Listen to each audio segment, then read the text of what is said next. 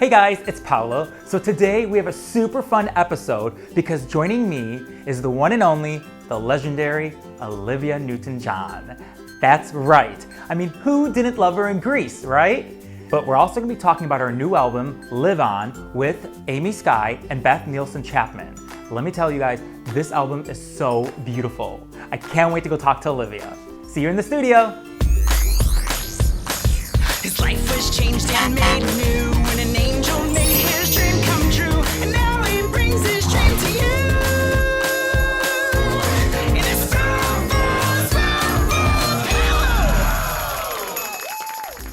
Okay, we good?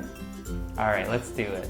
Well, Olivia, it's an honor to have you here in our studio. I just want to say thank you. Really, I just feel so blessed this morning. Really. Oh, you're so sweet. I want to say thank you for feeding me and my friends this morning and making us feel so welcome in your lovely Oh my God. studio. Thank You are so welcome. I have so much fun preparing food, especially when this guest you really, really love and you're inspired by. So it was all with love. Okay. Well, it tastes like that. Thank you. All right. So obviously I'm wearing a special shirt that my husband. You won't find it online, but my husband made it, and it has like some really so beautiful cute. images of your career. That is you know? lovely. And when you look at these moments from your phenomenal career, can you like wrap your head around it, like of how much you've accomplished? It is hard to imagine that I did all those things because you change in time, and I look back and I go, really, I did all those things. It's quite amazing. Which one hits you the most when you see this? I don't know. They all have different memories for me. Yeah. That's me. That's I you. didn't even, oh, that was Tomorrow. That was a movie I made in England when I was part of a group. Yeah.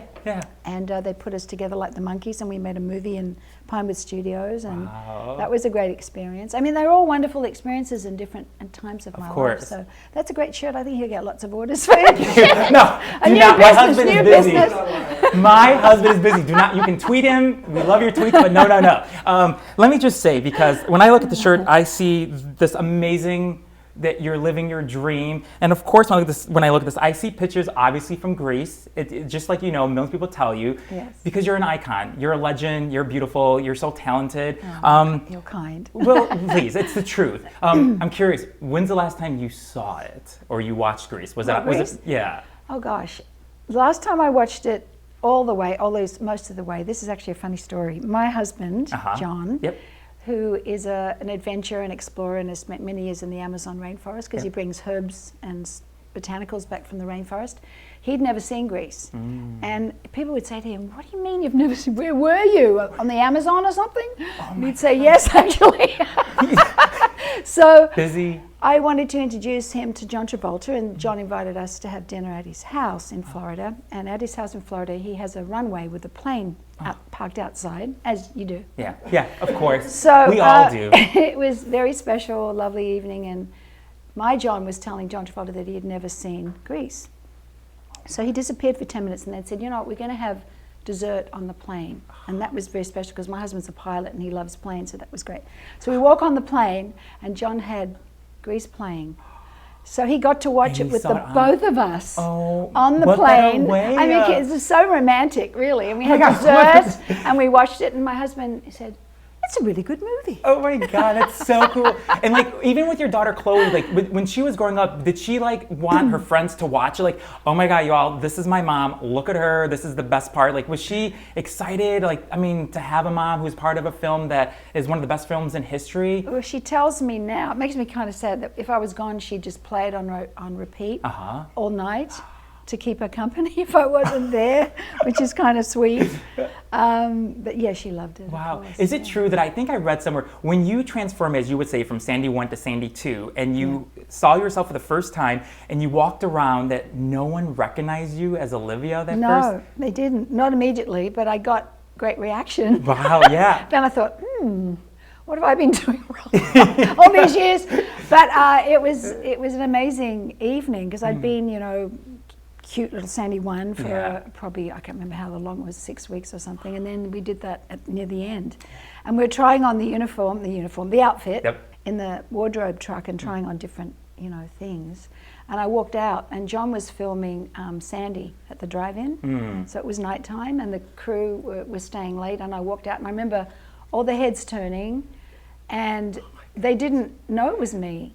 Immediately, it was quite a moment. I remember that moment. You know, it's the best. We've seen daytime television. We see all those makeovers. You know, it's the best makeover ever. Because you know you just look hot. So okay. You. Well, it was fun, and it was so different to play that character for me that it was really fun and challenging. Yeah. Oh, I can't believe she's here in our studio. Okay, let's talk about this Liv On that you all have created. Let me just say, this album is so beautiful. Thank you. I lost my aunt and my grandfather last year at the same time in Italy, both in 2 days. And there's songs in here that make you feel that it's okay, live on, obviously the words when you listen to it. It's just beautiful what you guys have created. Tell me why this album is very personal to you. Well, I made this album, the three of us made the album. Amy Skye, who's a wonderful singer-songwriter from Canada, who produced my album Grace and Gratitude many years ago, and we've been friends many years. And she's incredibly talented singer-songwriter. And Beth Chapman. Who are here, by the way. They're eating my food. They're here. They're going to come say hi later, okay? Yeah. And Beth has just been inducted into the Songwriters Hall of Fame in Nashville, so she's amazingly respected songwriter, and had written this wonderful song called Sand and Water. Anyway, 3 years ago, I very sadly lost my sister Rona to a brain tumor. It was very sudden, and she died very quickly. So it was even more shocking because it was unexpected. She was a very healthy, active person. And in grief and in loss, I have found that music is my way to heal, and particularly writing music. So I started to write a song for her to send to all her friends and to the family, to her children. And I asked Amy if she'd help me finish this song. And we were talking about the fact that, you know, I've never heard an album of songs for people who are going through grief. And wouldn't it be interesting to create that? Yeah. And it was amazing. It's been a gift of love, and I lost my beautiful sister, but I gained two lovely new ones. My heart, my heart, my heart goes out to you.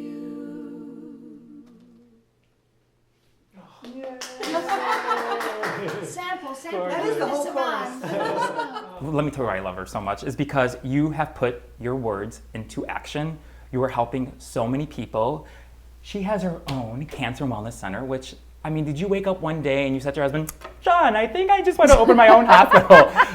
No, gosh. No, I feel very honored. I was approached by the Austin Hospital, which is a big complex in Melbourne. They wanted to build a new cancer center, and they asked if I would lend my name to it. Wow. And I was very honored, but also very anxious about the fact of putting my name on a building. So I asked my mother, who was alive at that time, what she thought. Oh, so she was before she passed away? Yeah, she knew. Oh, that was in the works. Thank goodness, yeah. And she said, darling, if it will help people, you should do this. She was very German, my mum, and very practical and wise. And so I said, okay, well, I could help people by doing this. So the stipulation I had with the hospital is that we had a wellness center attached to the hospital, because cancer and wellness is much more positive a message than just a cancer center. So I'm very excited that we have this beautiful wellness center as part of a public hospital, and people can go there and have music therapy and art therapy and acupuncture and massage. It makes a difference than just having the hospital part. It's like they can go there and kind of get these treatments to kind of lift them up when you're going through something so deep. Exactly. And for instance, we've had beautiful music. Human Nature, a wonderful Australian group, just went to my hospital last week and sang for the patients. And I sang at Christmas with John Farnham. We took some Christmas songs, and it's so wonderful that we're bringing music and all these healing things to the hospital and throughout the wards as well. So did you ever think, because when you were diagnosed with breast cancer, I think it was in '92, she's cancer-free now, but when you were diagnosed, did you ever think it's something so personal and deep that you're going through, and you look at your life now, did you think that you would get this far and having this platform and having this wellness center? I mean, did you? Well, let me first of all say I'm very grateful to have come this far. Every day is a gift, you're particularly after you've gone through breast cancer, as I know Beth has been through it also, and it's a, you know, it's a real awakening to life and gratitude, and you know, it really is amazing. I never would have dreamt I would talk about my breasts. Now I talk about them every day. It's the new thing. To somebody. It's the new thing today. It was different in the 90s. It was very different. Yes. They used to call it the C word. When I first, before I was diagnosed with cancer, I had friends that would talk about the C word, and it was all very kind of secretive, and you didn't talk about your breast, and I was kind of forced into it. The press were going to, put this whole thing out that I was dying, and so the better I come out and talk about it. So it was very cathartic, actually, to talk about it, and then you also engage other people. They can talk about it. Same as Liv On. It's like you talk about things that haven't been discussed very much. It helps for them to be in discussion.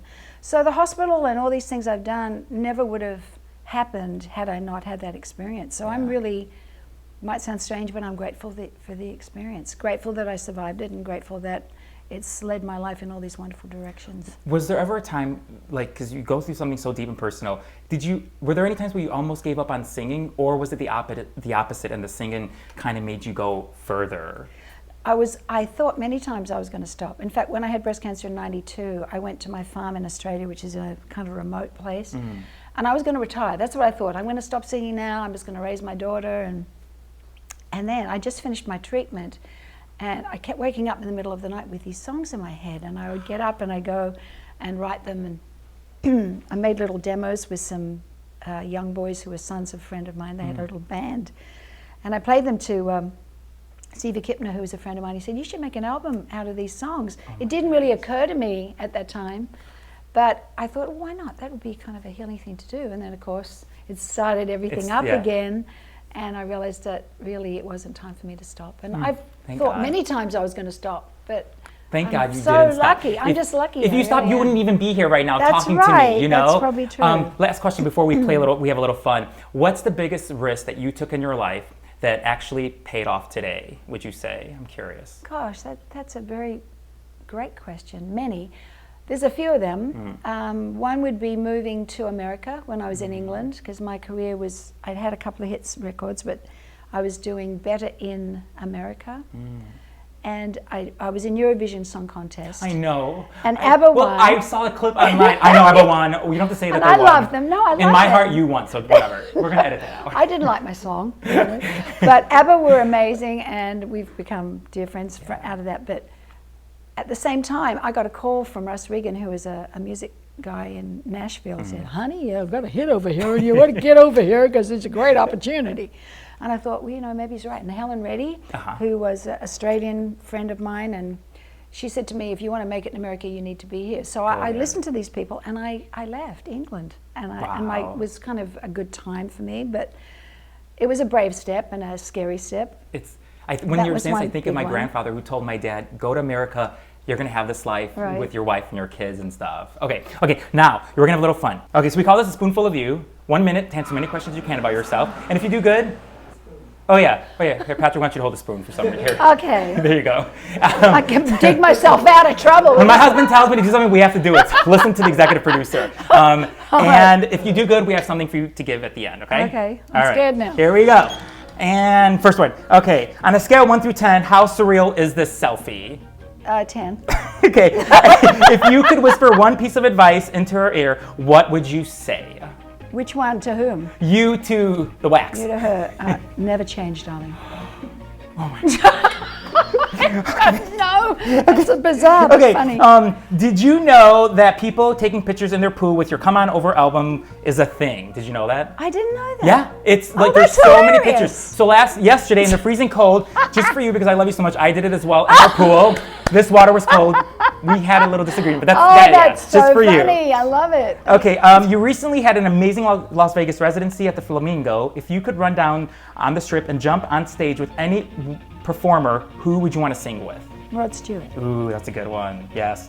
Do you remember what move you were learning from this choreographer, Pat Birch, in this photo? Oh, goodness. It looks like we're learning the twisty foot. You're a celebrity. You get an extra minute. Okay. Go ahead. I think it was by the way she's moving, it's where we go across with the twisty thing. Yeah. You're such a good dancer, and Xana doing Grease. Well, okay. I faked it well. Well, you did a good job if you did fake it. 3 words to describe what it was like to dance with the legendary Gene Kelly. He was just a delight. Such a lovely man, and made it comfortable. Because you imagine, it's scary. I'd never tap danced in my life, and I had to This dance scene with Gene is Kelly. so good. If you haven't seen it, go on YouTube and watch it. I mean, That was the original Dancing with the oh, Stars, it right was? there. Yeah, oh my God, beyond. Okay, let's see, this one over here. What were you thinking in this photo? Because this is how I've been feeling for the past since 2017. God, I look really miserable, don't I? I think I just lost Eurovision. Is what it looks like. Okay, that's acceptable then. Okay, now the last thing over here is take this and do your best improv and whatever it says. Go ahead. You can use this prop or not. Go ahead. Oh, okay. Tell me about it, Paolo. Oh my God. Oh my God. Okay, wait a second. You got to give your, okay, we're not a game show, but you're going to get something right now. Okay. I get a prize? You get two things. I get a I know prize how and a much. cigarette. And you All right. keep it's a fake cigarette. We know how much you love outdoor and flowers, so we wanted to give you from a spoonful of Paolo, give you some beautiful look at pink those. roses for you. Oh, they're gorgeous. For you. Thank you. Oh gosh, I love flowers. Thank you so much. You're They're welcome. beautiful. Oh, you're welcome. You're welcome. Oh, you're welcome. And one more thing, Thank you. because of this platform that you have, and I think you are just a phenomenal woman. We want to donate $100 to the Olivia Newton-John thank Cancer you. Wellness and Research Center. That is fabulous. We Thank just want to you. put it out there and have other people, because we know with this you can just change lives, and that's what you've been doing. That is so kind of you. It's so lovely because every dollar counts, Yes. and we have to get funding from the public for the wellness Yes. services. The government pay for the other things, the chemotherapy and radiation and all the state-of-the-art stuff. But the wellness center, which is my baby, needs those donations. You So I can go- really I know the website appreciate it. is. You go to Thank ONJ. It's onjcancercenter.org, Oh, right? very good. Yes. Yeah. You're good. Oh, please. And I also want to give a special thanks to Megan Castron, who manifested this, our Oh, friend. hi, Megan. Yes, who put this out in there, and here you are. So sweet. thank you. And you guys, they're on tour. We're going tomorrow night here in LA, Patrick and I. Go to her website, olivianewton-john.com. You'll see dates. You have a few dates coming up, and I just want to say thank you. I want to say thank you. Thank you both. That was lovely. And these are gorgeous, and it was so much fun. Yay! She said it was so Yeah, much it was fun. good. Okay, thank you, Olivia. Thank you. Much love to you. Continued success, and we'll see you guys next time at Spoonful of Paolo. Bye. Thank you so much. Thank you. Aren't these divine? Dream big. Spoonful of Paolo. I love you, Oprah. Bye, everyone. We'll see you next time. Bye. Thank you.